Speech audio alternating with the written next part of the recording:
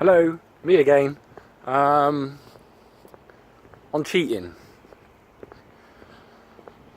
Why do people not want people to cheat on them in love relationships? Because you've got to remember, I don't believe there's any big moral ethical code outside of us, that morality is something we make up, that we construct. So when looking at the idea of cheating, I can't give the answer because it's wrong. Because that's just not an answer. It's wrong because we say it is. And why do we say it's wrong? So, the reason why we say cheating is wrong, I believe, is because we fear losing the other. We believe that if the other engages in sexual intimacy with somebody else, then they will leave us for that somebody else. That's one possible answer, actually. The other, that's the answer that I can understand best. The other answer would be because somebody wants to have control and possession and ownership of somebody else. Which in a lot of cases that probably is. But it's not in my case. I don't like the idea of control over another person or another person controlling me. I'm kind of in the middle there. I don't want either of those. So I believe, and even that I think is a kind of front. As I said in previous videos, I believe most kind of strong fronts are like seek plays for power or control or ownership are actually masking a vulnerability, and that vulnerability is that we fear losing the other.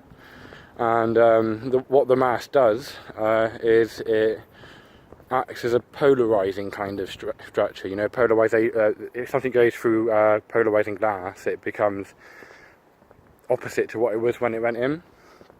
So our mask causes us to make happen the very thing that we're scared of happening, and is the reason why we've prohibited it in the first place.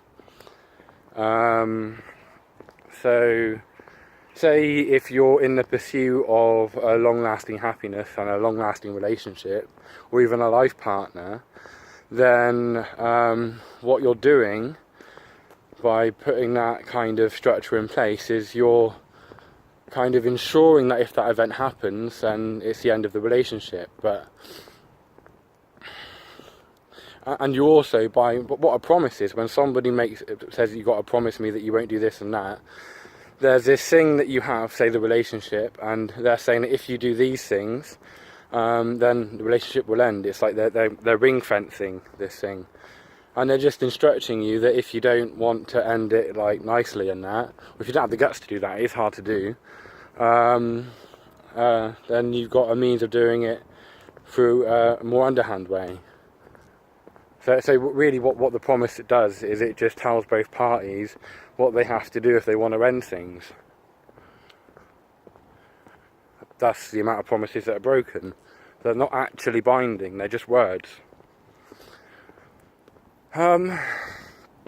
Also, given the natural kind of inclinations of humans, we find members of the opposite sex and of the same sex attractive. Me personally, just the opposite sex. But, I mean, women are hot. Have you seen them? So, if I could have my way, as I've asked many people, like I won't name them, they would have access to sexual access to like many people, but only have access to them. Personally, it doesn't really bother me what the other person does. I mean, why refuse access to fun? I mean, think about it. The actual act of somebody you love and have sex with, having sex and loving somebody else as well as loving you. What is actually bad about that? What's actually wrong in it? Why can't that be I mean, I think about it in terms of rearing families, right? If you had a polygamous household, a mutually polygamous household, then you've got more adult members to like divvy up the labour with. It actually just makes more sense. I mean, it's difficult to do because of the conditioning we have, because of the society we've been brought up into. But it's not difficult to believe that a generation or two down the line, after it's become a norm, there wouldn't be any of the psychological trauma associated with it now. There's psychological trauma associated with it now due to the rearing and the moral structures we've had kind of ingrained into us. But if you just forget all that shit and just sit down and think, what do you really want? What does the other really want? What would be the best way of getting that? Just forget all the stories and all the fables that are being told, and just figure that bit out. You know, then you got something on the cards. You know, you got something awesome going on there. But if you're both just straining to fulfil the moral obligations of some shitty old order, then it's just a fuck up from the beginning, isn't it? You know, because to do that, to strain, that act of straining is a strengthening of the mask, which just negates what you actually want. Goodbye.